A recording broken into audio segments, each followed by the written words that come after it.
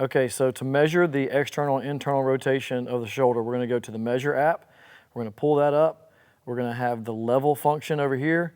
And as you can tell, as my phone tilts side to side, we have a level there.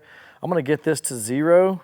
And when I get it to 0, typically it'll turn green. I'll click it and it'll be black. And so now it's going to measure the degrees of range of motion. So I'm going to put this on Grant's forearm here. So I'm trying to make sure this phone is as even with his upper forearm as possible.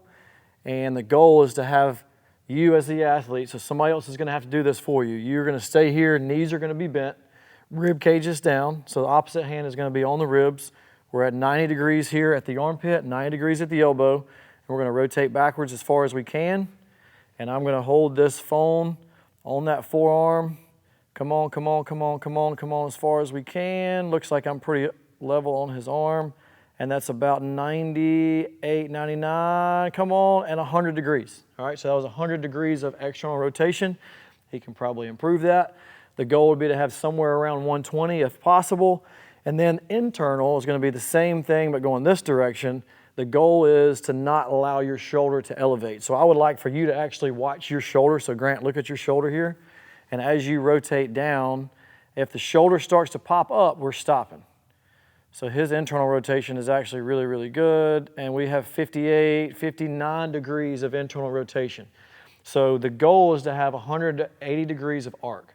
180 degrees, if you add external and internal together, we need to be somewhere around 180. So this is going to be the best way for you to do this by yourself. We have another version we'll show you if you don't have access to that app. But the goal is to make sure the rib cage stays down. I'll show you what, typically you can't really cheat the external unless the rib cage comes up. The internal is kind of easy to cheat because if this shoulder pops up like Grant's doing there, let's come back, let's reset.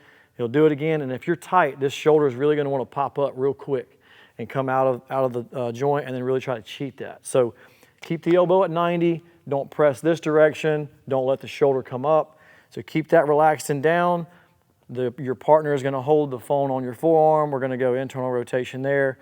When you get to that wall, make sure you stop, we'll measure it, and then give us the external and internal range of motion through your Measure app.